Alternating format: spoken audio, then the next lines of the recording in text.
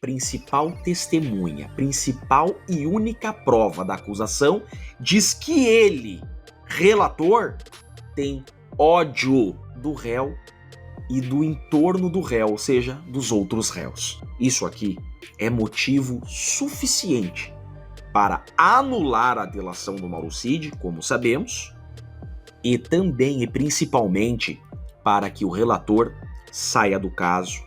O que o Irã quer? O Irã quer passar uma mensagem, só uma mensagem pro pessoal dentro do país dele. Ó, a gente não morreu ainda, viu? Nós contra-atacamos os Estados Unidos.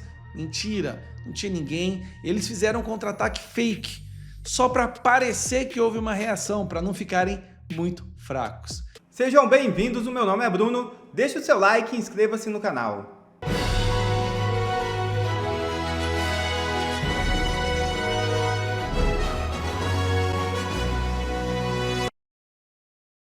Conversas entre ministro do STF e comandante do Exército é vingança travestida de justiça.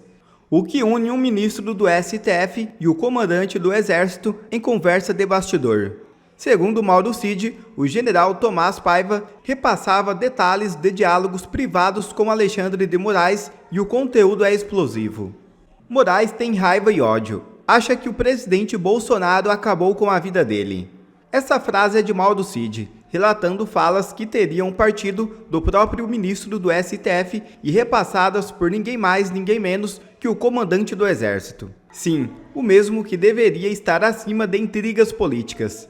Cid diz que o general Tomás Paiva não só conversava sempre com o pai dele, o general Lorena Cid, como também transmitia o conteúdo dos encontros com Moraes. E mais, que já havia ordem para preparar quartos no Comando Militar do Planalto. Para quem? Para Bolsonaro. As mensagens mostram um ambiente de vingança pessoal travestida de justiça.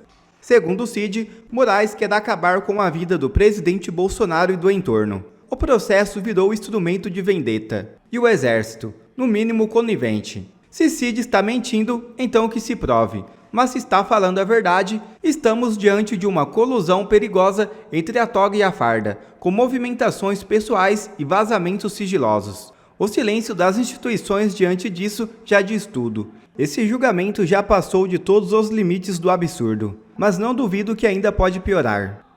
Para mim, isso daqui faz total e absoluto sentido. Uma pergunta que a gente tem feito há 5 anos é: por que o Alexandre de Moraes tornou como se fosse uma missão de vida destruir Bolsonaro? Várias especulações foram feitas. Será que ele está ajudando o grupo adversário? Será que o grupo adversário ofereceu coisas para ele? É uma guerra ideológica? Mas não faz sentido. Guerra ideológica, o Alexandre de Moraes não é um esquerdista para odiar Bolsonaro. Então por quê? Por que o Alexandre de Moraes está destruindo o Brasil, desrespeitando a Constituição, cometendo ilegalidades, abrindo processos de ofício, mandando a Polícia Federal na casa de dezenas de pessoas, acabando com a liberdade de expressão no país inteiro, tudo isso para derrubar uma pessoa. E aí a gente fica pensando, a única coisa que poderia fazer alguém ficar de forma tão visceral, com ódio contra alguém, é se fosse algo pessoal. E aí vem uma declaração, um áudio do Mauro Cid que mostra que, na verdade, parece que foi isso mesmo que aconteceu. Vamos lá. Desde que Bolsonaro assumiu, que o Alexandre de Moraes tomou algumas decisões que impediam Bolsonaro de agir enquanto presidente, impedindo, por exemplo, que o Ramagem assumisse como diretor da Polícia Federal, censurando, mandando a Polícia Federal buscar a apreensão dos apoiadores do Bolsonaro, criou essa fábrica, essa ilusão de milícia digital e o inquérito às fake news. Bolsonaro verbaliza constantemente contra o Alexandre de Moraes. E vamos lembrar, Bolsonaro é um cara admirado no Brasil inteiro, então o que ele fala tem peso. E aí, Alexandre de Moraes, de repente, se vê numa situação onde ele é o prisioneiro. Ele não pode sair nas ruas do Brasil. E aí sai um áudio do Mauro Cid que chamou a atenção, que é esse aqui, ó. Cid disse em mensagem que Moraes age por vingança contra Bolsonaro. Em uma conversa privada, o ex-ajudante de ordens afirmou que o ministro acha que o ex-presidente acabou com a vida dele. Vamos ler isso aqui, gente.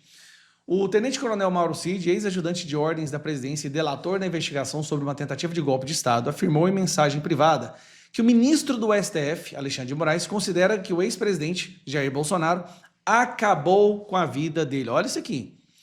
E que por isso agiria movido por vingança. A apuração é do Metrópolis. A declaração foi feita em conversa no Instagram com o advogado Eduardo Kuntz. Lembrando, esse aqui é o advogado que agora está sendo investigado por Alexandre de Moraes por ter divulgado essas conversas com o Cid, quando o Cid não poderia estar conversando com ninguém. E aí o Alexandre de Moraes mandou prender o cliente do Eduardo Kuntz, que é o Câmara, né? Representante do assessor do Bolsonaro, Marcelo Câmara. O conteúdo foi registrado em ata notarial por Kuntz e anexado à ação penal que investiga o ex-presidente e aliados pela tentativa de subverter a ordem democrática. Cid relata que Moraes teria feito desabafo ao comandante do Exército General Tomás Ribeiro Paiva, considerado próximo ao ministro. A conversa teria sido repassada ao general Lorena Cid, pai do tenente-coronel. Olha o que o pai dele falou. Ele, Moraes, quer acabar com a vida do PR e do entorno, escreveu Cid na mensagem. Na troca de mensagens, Cid ainda critica a prisão de Marcelo Câmara. É uma vergonha, você sabe que é pressão para tentar, né, mas ele não vai soltar tão cedo. Ele tem raiva, ódio. Ele acha que o PR acabou com a vida dele.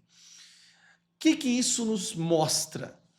Que desde o início, tudo isso que o Moraes tem feito, desrespeitando a Constituição, esse julgamento absurdo, é a raiva do Alexandre de Moraes. Cara, não tem nada mais... Olha que loucura, tá? Primeiro que o Alexandre de Moraes jamais poderia ser o relator nesse caso, nem poder estar julgando ele.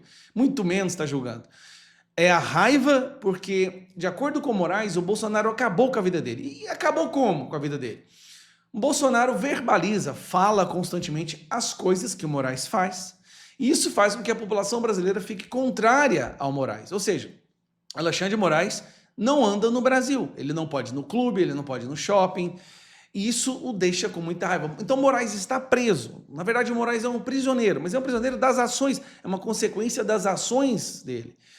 E aí, como ele está preso, ele quer que o Bolsonaro também esteja preso. Não há nada que deixe a Moraes mais enraivecido do que ver Bolsonaro andando pelo Brasil e sendo recebido e amado por multidões. Então você imagina, Moraes é odiado pelo Brasil e não pode sair de casa. Bolsonaro anda em qualquer lugar e é amado, carregado nos ombros, onde quer que ele vá, se forma uma multidão de pessoas querendo tirar foto ou dar palavras de esperança, de consolo. A raiva do Moraes é essa. É porque quem está preso é ele.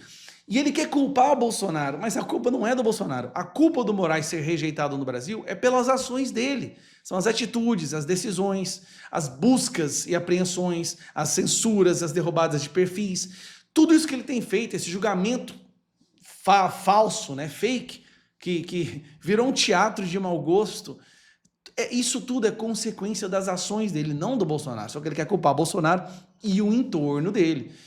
Por exemplo, por isso que tem aquela fala lá atrás, onde ele fala, ele está cismado com Eduardo, ele quer pegar Eduardo Bolsonaro. E quando ele cisma, ninguém segura. É por isso que ele pede para derrubar Jovem Pan, Revista Oeste, foi contra a Terça Livre, porque na cabeça dele, se ele censura essas pessoas, ninguém vai odiar ele mais. Porque ninguém vai saber do que ele fez. Ele acha que... meu Deus, é por isso que ele tem esse ódio da tal milícia digital. O que é milícia digital para ele? São as pessoas que criticam as suas decisões. E elas criticam por causa do Bolsonaro. Então tem que prender Bolsonaro e censurar o debate político no Brasil. Cara, e a gente aqui... Acabou essa história de que era um julgamento técnico. Esse julgamento tem que acabar mesmo. Mas não é acabar com prisão de ninguém. Se alguém for preso por causa desse julgamento, tem que ser o Alexandre de Moraes. O uso da sua prerrogativa, da sua autoridade, da sua cadeira para perseguir pessoas já chegou a um ponto criminoso. Tanto é que dos Estados Unidos vai vir muita paulada. Importante a se analisar aqui, além da validade da delação do Mauro Cid, que já discutimos aqui várias vezes, é a imparcialidade, ou melhor, a parcialidade do relator. Porque agora, segundo essas mensagens, ele, relator, se declara inimigo capital de um réu. E segundo o Código de Processo Penal, o juiz é parcial, é suspeito, não pode ser o juiz da causa quando se declarar inimigo capital do réu. Artigo 254 do Código de Processo Penal. O juiz dar-se-á por suspeito e, se não o fizer, poderá ser recusado por qualquer das partes, se for amigo íntimo ou inimigo capital de qualquer deles. Segundo a matéria, o tenente-coronel Mauro Cid afirmou que o ministro Alexandre de Moraes acredita que Jair Bolsonaro acabou com a vida dele e que, por isso, buscaria vingança, ou seja, inimizade, ódio capital. E a matéria segue. Olha aqui, ó. Ele vai querer acabar com a vida do presidente e do entorno. E é exatamente isso que ele está fazendo. Cadê a imparcialidade desse julgador? Que no relatório final da Polícia Federal, na denúncia da PGR, aparece como vítima do fato. E agora, o delator, principal testemunha, principal e única prova da acusação, diz que ele, relator, tem ódio do réu e do entorno do réu, ou seja, dos outros réus. Isso aqui é motivo suficiente para anular a delação do Mauro Cid, como sabemos, e também e principalmente para que o relator saia do caso, porque está diretamente ligado à causa e tem interesse pessoal nas partes e na condenação dos acusados. Isso daqui é realmente, juridicamente falando, absurdo. Absurdo mesmo. E Donald Trump surpreende e debocha ataque do Irã aos Estados Unidos. É isso mesmo. O presidente dos Estados Unidos classificou nesta segunda-feira como fraca a resposta militar do Irã ao bombardeio americano de instalações nucleares ocorrido no fim de semana. Apesar da retaliação, Trump destacou o fato de Teherã ter informado previamente sobre o lançamento de mísseis contra a base americana no Catar, o que, segundo ele, permitiu evitar mortes. Em publicação na rede Truth Social, o líder americano revelou que 14 mísseis foram lançados pelos iranianos, dos quais 13 foram interceptados pelas defesas americanas. O único projétil que não foi neutralizado caiu em uma área segura. O deputado federal Gustavo Gar também comenta. Veja o vídeo. Eu sei. A única coisa que você viu na internet hoje, em todos os sites de notícias, é que o Irã atacou uma base americana, então nós estamos mais próximos da Terceira Guerra Mundial. Não é bem assim. Na verdade, devido ao que aconteceu hoje, eu acredito que a probabilidade de uma Terceira Guerra Mundial está mais distante hoje do que estava ontem. Eu vou te explicar por quê. Depois que os Estados Unidos jogou as bombas, destruindo os 3 complexos de enriquecimento de urânio no Irã, acabando de uma vez por todas com o projeto de bomba nuclear que o Irã estava tentando levar adiante nos últimos 40 anos, o Irã se viu numa posição muito complicada. Ele se viu obrigado a retaliar, porque senão demonstraria fraqueza. Lembrando, Irã é um regime ditatorial de terroristas onde a população não apoia, a população odeia esse pessoal e tudo que a população do Irã quer, um povo que quer estar livre, tudo que eles querem é um sinal de fraqueza desse regime para que eles possam avançar e derrubar esses ditadores. Então o Irã estava numa situação muito complicada. Fizeram dezenas de ameaças, falaram que iam fechar o Estreito de Hormuz, falaram que ia destruir Estados Unidos, soltaram, prepare-se, essa noite vai ter uma bomba. Mas a reação deles foi muito, muito estranha, o que nos leva a crer que o Irã está arregando. Vou te mostrar. Primeira matéria, só isso aqui que está na internet hoje. Irã lança mísseis contra base nos Estados Unidos, no Catar. Nossa Senhora! Primeira reação é, minha Nossa Senhora! Estados Unidos contra os Estados Unidos, aí se arruma uma briga feia. Em outro país, que é o Catar, e tem bases dos Estados Unidos no Catar, então realmente o Irã está começando a Terceira Guerra Mundial. Só que não. Tá, vou mostrar para vocês esse mapa. Estou aqui na minha cidade de Goiânia, cidade mais maravilhosa do Brasil.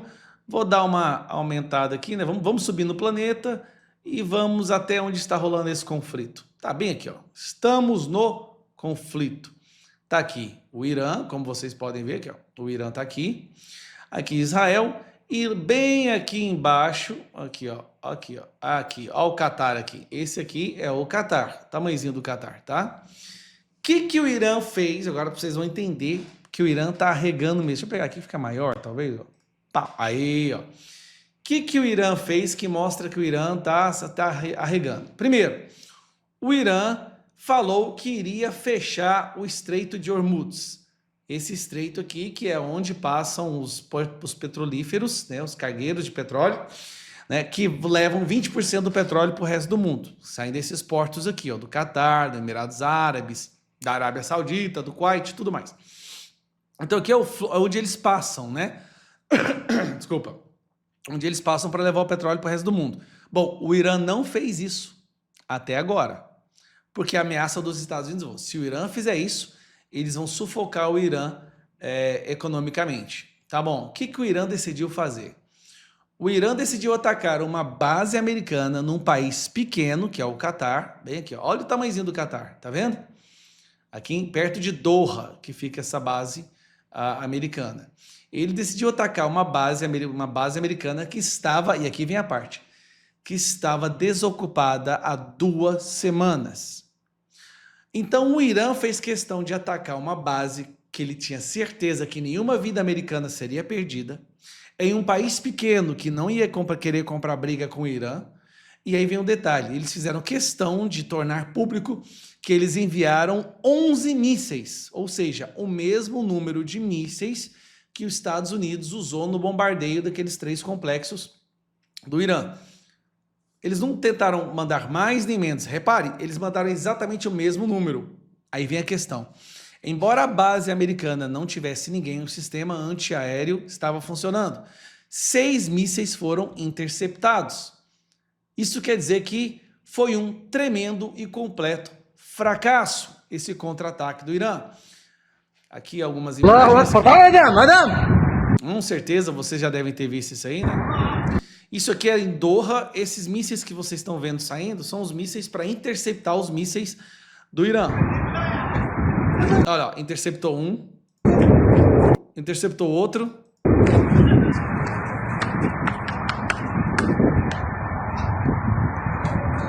Ali em cima acabou de interceptar outro, ou seja, aqui, ó.